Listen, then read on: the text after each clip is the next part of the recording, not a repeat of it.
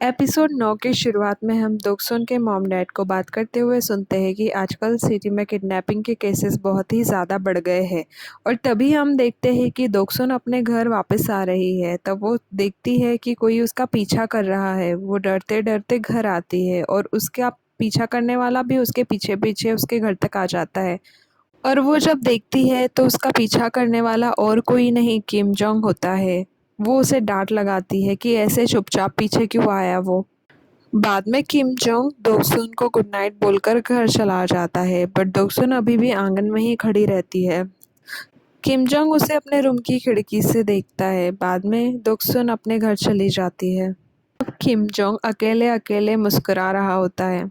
शाम को जब सोनो स्टडी रूम से वापस आता है तो वो देखता है कि बोरा अपने बॉयफ्रेंड के साथ में हंस हंस कर बातें कर रही है। उसे इस चीज़ का थोड़ा बुरा लगता है। फिर वो अपने घर चला जाता है। अगले दिन सुबह मीरान तेग को अपने घर खाने पर बुलाती है क्योंकि आज उसके पापा घर नहीं है। ये बात दोक्सुन को भी पता चल जाती है और वो खुद को इनवाइट कर लेती है खाने के लिए, क्योंकि आज मीरान ने उसका पसंदीदा खाना बनाया था।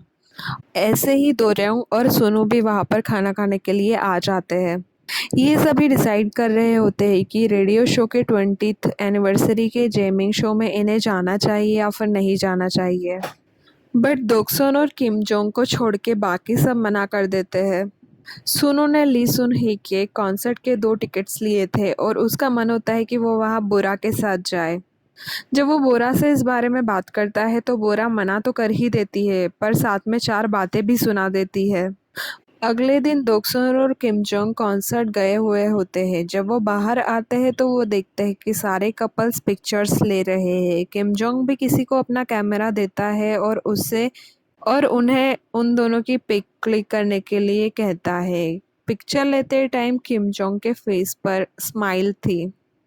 फिर हमें 2015 के दोक्सुन और उसका हस्बैंड दिखाया जाता है। वो दोनों बातें कर रहे थे कि किम जोंग शायद तभी से दोक्सुन को पसंद करता था। इससे हमें ये पता चलता है कि दोक्सुन का हस्बैंड किम जोंग तो नहीं है।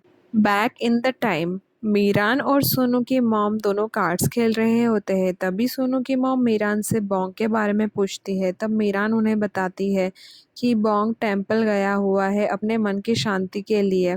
और हमें दिखाया जाता है कि कैसे बोंग टेंपल में सात्विक भोजन एंजॉय कर रहा है। बट बोंग वहाँ एक ऐसे आदमी को देख लेता है जिसको उसे नहीं देखना चाहिए था, और उस बड़े आदमी के सब गुंडे बोंग के पीछे पड़ जाते हैं। इधर सोनू की मॉम के यहाँ उसकी दादी के नेम का लीगल नोटिस आता है। सोनू की दादी ने उस घर पर एक लोन लिया था और उस घर को गिरवी रख दिया था, जिसमें अभी सोनू और उसकी मॉम रहते हैं। उसकी दादी ने वो पैसे लौटाए नहीं थे, इसलिए उनके घर की अब नीलामी होने वाली है। जब सोनू की मॉम अपनी सास को फ़ोन लगाकर घर के बारे में पूछती है, तब उसकी सास उससे कहती है कि जब घर बिक जाएगा तब दोनों बच्चों को उनके पास छोड़ दे, क्योंकि वो सोनू की मॉम को पसंद नहीं करती थी, बट वो दोनों बच्चों को अपने साथ रखना चाहती थी। और इन सब चीज़ों के बारे में सोनू की मॉम को बिल्कुल भी पता नहीं होता है, और उन्हें थोड़े ही दिनों के अंदर 10 मिलियन वॉन की रकम पूरी जमा करनी होती है बैंक में, जिससे उनका घर बच सके।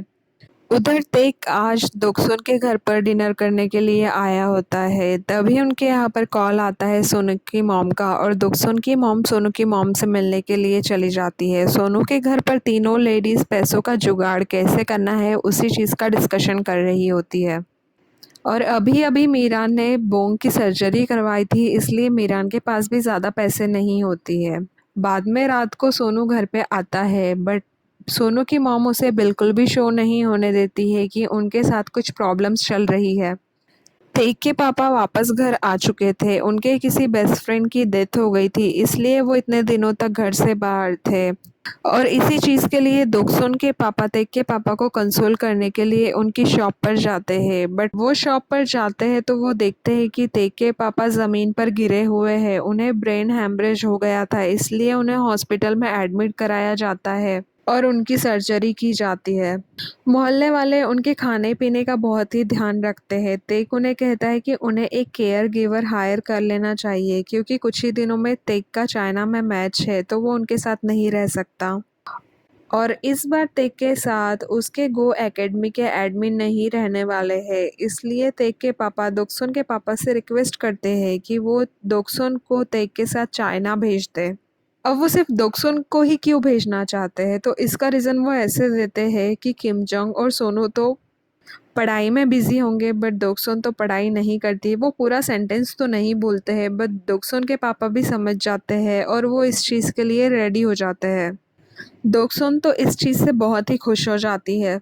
तेक और उसकी टीम चाइना पहुंचती है। तेक की टीम वाले दोक्सुन को उसका ख्याल रखने के लिए बोलते हैं, बट हम देखते हैं कि दोक्सुन तेक का कम खुद का ख्याल कुछ ज़्यादा ही रख रही है। वो खाना देखते ही खाने पर टूट पड़ती है। वो रिसेप्शन के स्टाफ से भी बात करने की कोशिश करती है। अब वो लोग तो चाइनीज़ स्टाफ होता है, दोक्सुन की बात उनके बिल्कुल भी पल्ले नहीं पड़ती है। उधर हॉस्पिटल में तेग के पापा अकेले तो कुछ नहीं कर पाते हैं, इसलिए सोनू की मॉम आकर उनका ध्यान रखती है।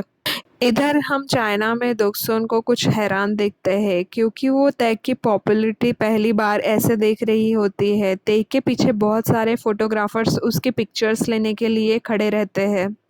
उधर सोनू की मॉम पैसों का जुगाड़ करने में लगी है। इधर उधर कॉल करके सबसे पैसे मांगती है, बट कोई भी उन्हें पैसे देने के लिए रेडी नहीं होता है।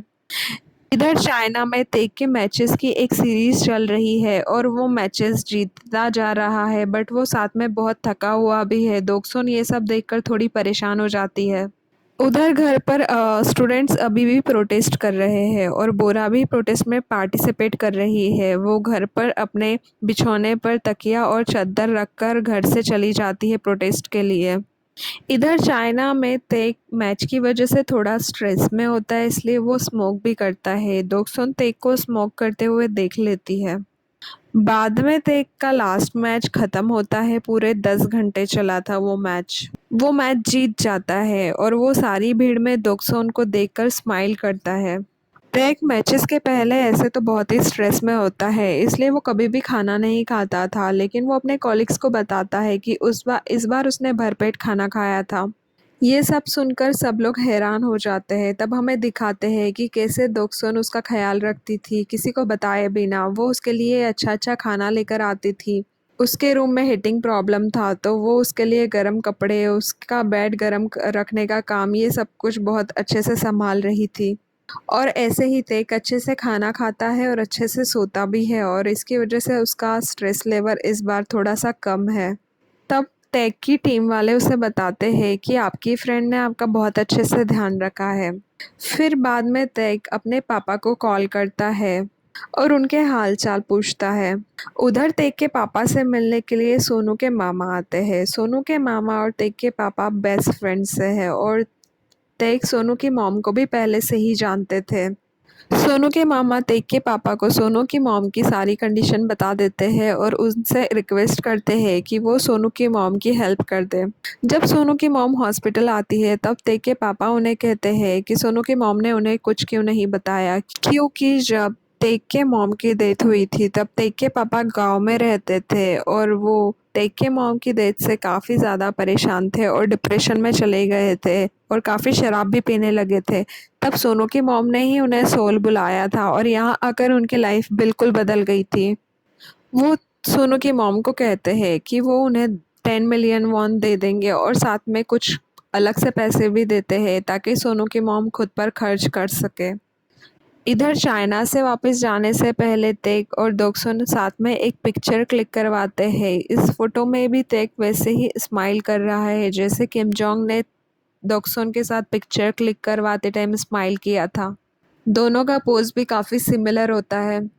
उधर हम देखते हैं कि बोरा जो प्रोटेस्ट करने के लिए गई थी, उन्हें पुलिस वालों ने पकड़ लिया है और वो लोग काफ़ी रिमोट लोकेशन पर जाकर सारे स्टूडेंट्स को छोड़ रहे हैं। वो लोग बोरा को भी किसी सुनसान जगह पर रात को एक गांव में छोड़ देते हैं। वहाँ पे ट्रांसपोर्टेशन भी नहीं होता है और बोरा के पास इतने पैसे भी नहीं होते हैं कि वो खुद वापस आ सके। बुरा वहाँ ऐसे ही खड़े होकर कुछ सोच रही थी कि वो देखती है कि सामने से उसका बॉयफ्रेंड और उसकी फ्रेंड एक टैक्सी में बैठ कर जा रहे हैं। बुरा को बहुत ही बुरा लगता है, क्योंकि उसने अपने बॉयफ्रेंड को भी फ़ोन किया था, बट उसने उसका फ़ोन नहीं उठाया था। तब बुरा को पता चलता है कि वो तो उसकी बेस्ट फ्रेंड को लेने के लिए आया था।